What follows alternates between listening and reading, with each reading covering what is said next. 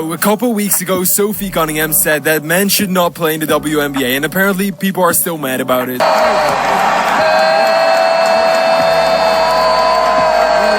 A lot of fans in Toronto were booing her, and every time she touched the ball, you heard this. Hearing the boos as she touches it, gets that playoff race. When you just look at how tight.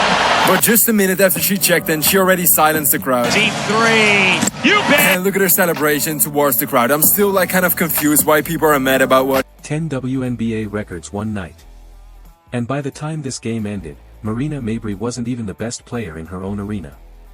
According to her own fans, Caitlin Clark, Sophie Cunningham, and Kelsey Mitchell of the Indiana Fever walked into Toronto and started checking off WNBA history one bucket at a time. But the record book isn't even the craziest part of this story. Stick around, because what happened to Mabrey by the end of the fourth quarter is the kind of karma you can't script. Show your love for Caitlin by commenting CC record breaker. You just look at the last 6 games. She's putting on historic performances every single game just about. And we talking about most valuable player that's playing good team ball. Not good one-on-one ISO is just me ball. No. Good team ball, great team ball. Look at this. We starting from this one. 20 and 8, 26, 11, 22 and 10, and we don't even count the rebounds. 29 and 10, 26 and 9, 24 and 7. Walk into that arena in Toronto before tip-off and you'd swear half the building couldn't decide who they came to watch. One side is decked out in tempo teal, doing the whole expansion team thing, cheering for a franchise that's barely a year old. The other side is holding up Caitlin Clark signs, wearing number 22 jerseys that have nothing to do with the home team. That's the scene in Canada on August 18th, and it tells you everything about where the WNBA is right now. This isn't just another road game for Indiana. The Fever are in the middle of a 5-game road trip, riding a win streak that's got everybody in the league paying attention. And Toronto's crowd, as new and as loud as they are, is about to get a real lesson in what happens when a team peaks at the right time. Because this Fever group isn't just Clark anymore. It's Mitchell heating up. It's the whole roster clicking, and Toronto is about to be the team standing across from it when the record book gets rewritten. That's what Clark didn't like. And then Mabrey came in with a bump. And it wasn't just her. All game long, Toronto's defenders are hitting the Fever with hard fouls and body checks that go way past physical. The kind of stuff that makes you wonder what the officials are actually watching. But Indiana doesn't flinch. From the opening tip, the Fever looked like a team that came to handle business, not trade shoves. Quick buckets in transition. Clark already threading passes to teammates before the first media timeout. The offense humming like it's the fourth quarter of a playoff game instead of the first few minutes of a road trip stop. You can feel it building already. That sense that something's coming. That the physical stuff Toronto's trying isn't going to be enough to slow this down. By the final buzzer, this building sounds nothing like it did at tip-off. And that's not an exaggeration. That's exactly what happens. Records fall, tempers flare, and a night that starts with a divided crowd ends with one team's own fans doing something nobody could have predicted. But before any of that, it all starts with Kelsey Mitchell and a streak that's about to make WNBA history all by itself. Mitchell underneath with the reverse. It's like you. What she said. 15 of them in the game. Cunningham. Anyways, back to the basketball side. She got fouled, by the way. But right now, Sophie Cunningham leads the WNBA in 3-point percentage. She's shooting 46% from deep. Too much on it. Rebound, you sky take. Cunningham comes. Clark through the lane, kicks it out. Cunningham. Sophie also hit the dagger 3, and Caitlin loved it. Also listen to what she had to say about the boos in the arena. Got booed a little bit tonight. Really? Yeah. I was kidding. Especially in the top. Get on an island and then let Kelsey Mitchell take it under 10 on the shot clock. What does it take to do something no player in WNBA history has ever done across any season ever? Turns out you just need 24 minutes and the kind of shooting night Kelsey Mitchell brought to Toronto on August 18th. Mitchell's been cooking all season and everybody in the league knows it by this point. She catches the ball off a screen, barely squares up, and it's already going in. And Toronto's defense has no answer for it all night. Walking into this game, she's got 19 straight games, scoring 20 or more points, which ties her with A'ja Wilson for the longest streak like that in the league history. So, the whole building knows what's on the line here. Even the fans in tempo gear who came to cheer against her. Then it happens. Mitchell catches fire early, and by the time she buries a mid-range jumper in the second quarter, she's done it. 20 straight games of 20-plus points, and now that record belongs to her alone. No more tie with Wilson. No more sharing the top spot. Just Mitchell by herself at the top of a list that spans every season the WNBA has ever played. And she's not done, because the same night she hits 2,000 career field goals made. A mark that puts her name next to the most efficient scorers the league has ever produced. That's not a streak. That's a career's worth of buckets piling up game after game, season after season, until the number itself becomes historic. Mitchell jitterbug into second in the league in scoring behind A'ja Wilson. Run the numbers on this specific performance, and it gets even harder to believe. Mitchell drops 29 points in just 24 minutes of playing time, which means she's doing this kind of damage in barely half a game. That's not just hot shooting. No more sharing the top spot. Just Mitchell by herself at the top of a list that spans every season the WNBA has ever played.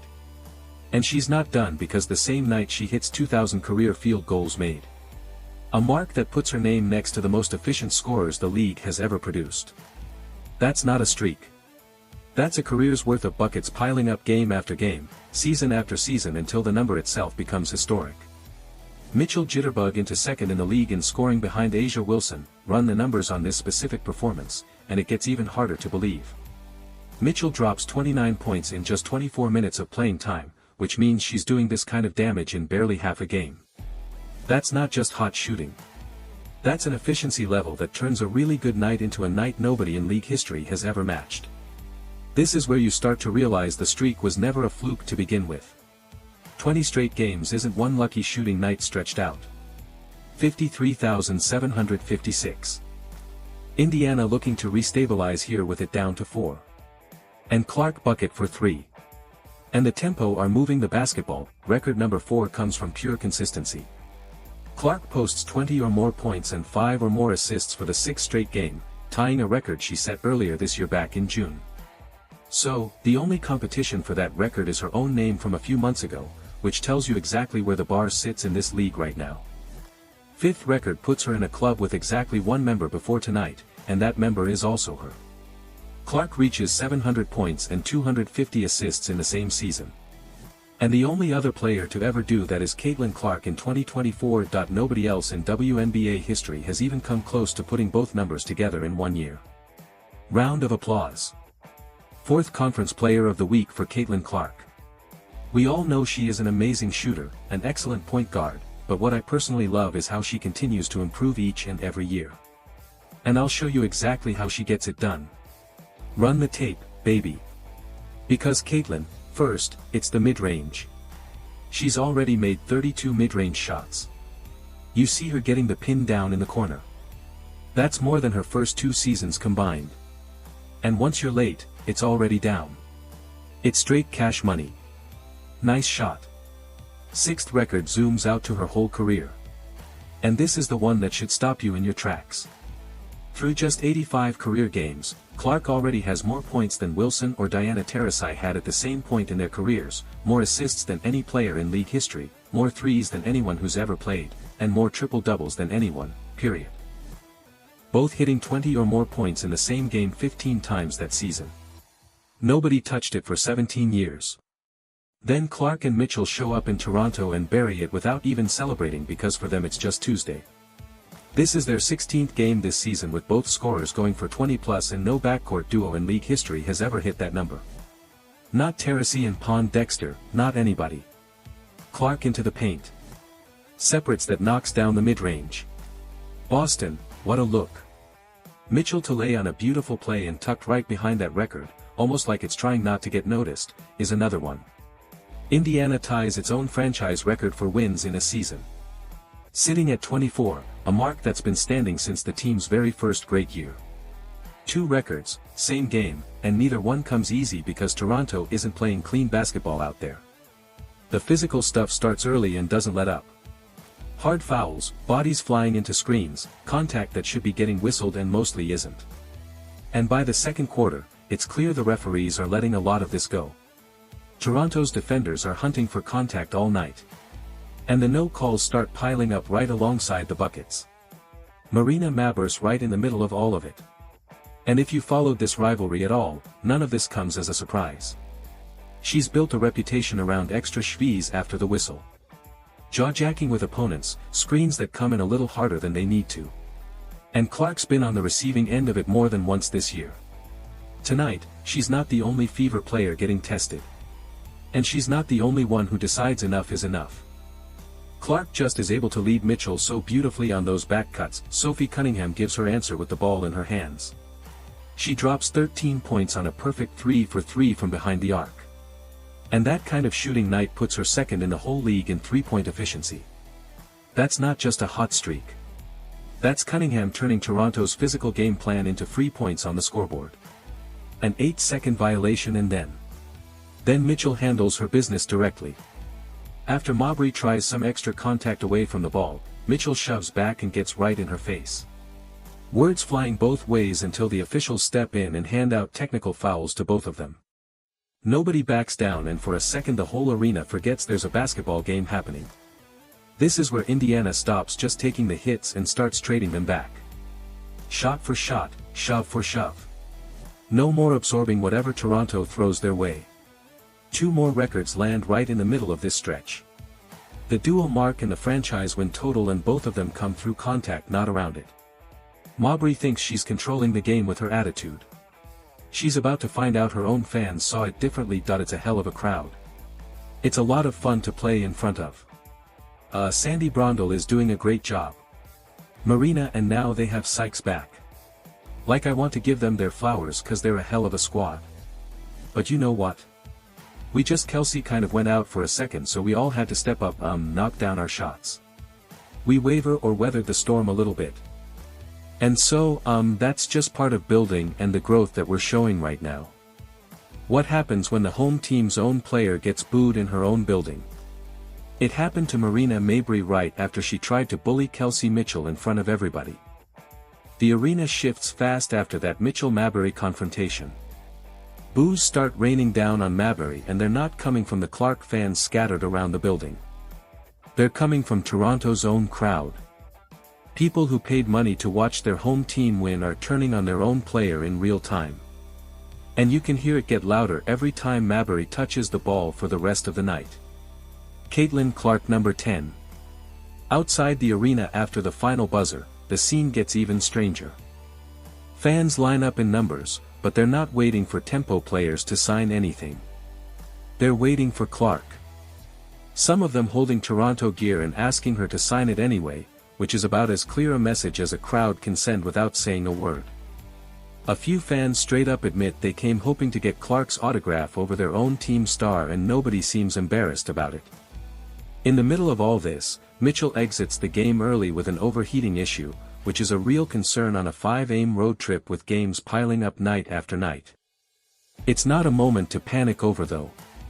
It's the cost of carrying a 20-game scoring streak through arena after arena, city after city, with barely any rest in between. Her body's cashing the check her legs have been writing all season, and Indiana's staff pulls her for precaution, not because something's seriously wrong. Clark's not done for the night once the final horn sounds either. She spends time signing for fans around the building, engaging with a Toronto crowd that showed up to cheer against her and left cheering for her instead.